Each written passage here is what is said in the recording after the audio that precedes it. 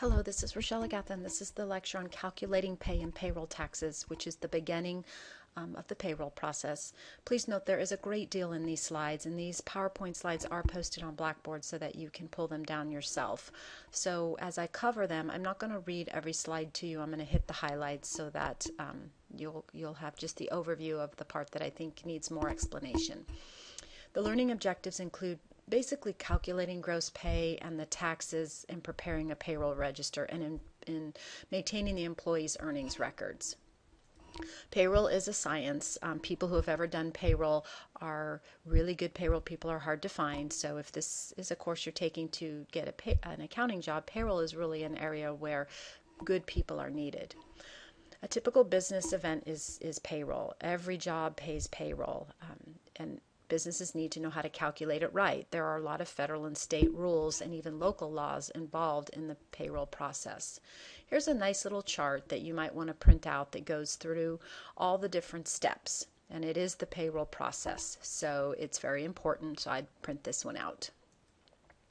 The first learning objective is calculating the gross pay and the deductions. You must be accurate, you must be on time, you must obey the law, and you must keep data confidential. These are truly the important parts of the payroll process. So a company that takes their payroll seriously follows all of these steps. Your terms that you need to know are your employees. Employees are either paid hourly or salary, and there are rules defined around this. A pay period needs to be defined. It could be daily, weekly, bi-weekly, semi-monthly, monthly, quarterly, annually. And there are laws around different payroll periods, and especially depending on the states that you live in. You can use different pay periods for different groups. There are regular earnings for employees, and then there is overtime. There are state and federal laws around overtime, so that is very important. The Fair Labor Standards Act is a federal law that governs overtime, and what it says is that people who work over 40 hours in a week get paid time and a half, and a work week is a 7-day week. However, if you live in California, you know that the overtime law is different in California, and that if you work more than 8 hours in a day, you're considered eligible for overtime. So here's an example of calculating gross earnings. For week 1, there were 44 hours, and week 2, there were 38 hours. So the first week, the person got 4 hours of overtime. Keep in mind, this is a federal example. And the second week, they only got 38 hours of straight time. So there's 82 hours in total. The pay rate is $11.40 for 82 total hours with 4 overtime hours. So you're going to take the 78 hours times your regular rate to get regular earnings, then the 4 overtime hours times time and a half, which is the $11.40 times time and a half to get you overtime earnings. That is your gross earnings. Withholding is there are several different taxes taken out of an employee's gross pay. An employee fills out a W-4, and if you've ever been an employee, you've probably done this. It's called an Employee's Withholding Allowance Certificate, and it's used to determine the amount of taxes to be withheld. And it looks like this. So if you've ever been an employee, you've probably seen one of these, and it is the employee's responsibility to fill this out. The employer does not do it. And the withholding amount is determined based on if you're married, the number of allowances you claim, which is your dependents, your gross pay, and your pay period length. Then there's wage bracket tables. And this is one of those things that we kind of talked about how accounting seems archaic when you learn it on paper. And if you do accounting in a computer system, or if you have some ADP or Paychex or some outside service to your payroll, you forget that there are tables, which are called Circular E, that you can actually calculate taxes by hand if you have to. And here's a reference. And then, believe it or not, it wasn't that long ago where people were doing this by hand because there weren't systems to really do it. So what it says is that it takes wage brackets and the dependents along the top, and it says the amount of tax that needs to come out for that wage bracket depending on the number of dependents. So even if you're using an accounting system, this is what's happening behind the scenes. So you can see that as your wage bracket moves and your number of dependents goes up, and in this example it's not as easy to see as if the dollars are really large, the deduction goes down as the number of dependents goes up. And here's just a couple more examples. States charge their residents an income tax on money they earn. There are states with no income tax, and here they're listed. And in California we pay state tax.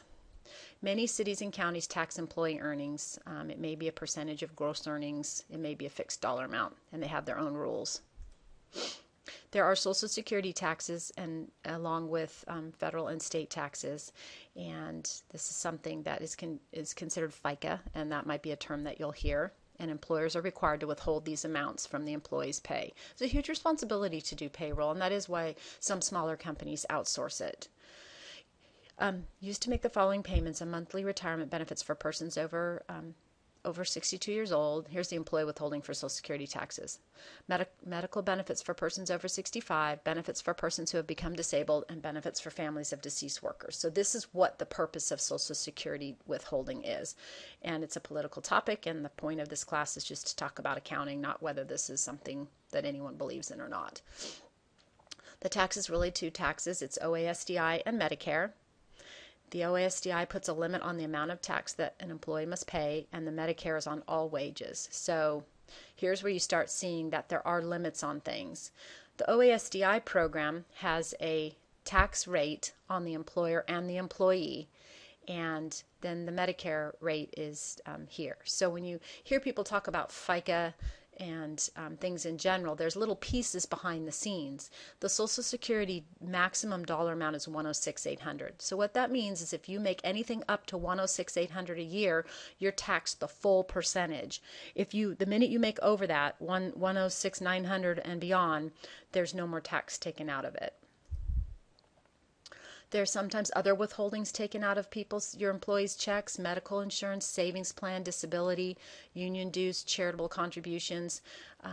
There are also garnishments, filed support orders, or unpaid taxes that payroll people are responsible for, the employer is responsible for. So it does take an information that the person needs to really know what they're doing. So here's an example of gross earnings with all the deductions taken out and down to net pay. So that's why people are really interested in laws that change taxes and what it does. Here you work and you make $957 and you come home after the fact and you only bring $681. So laid out like this, it is kind of a rude awakening. Here's calculating the employer side.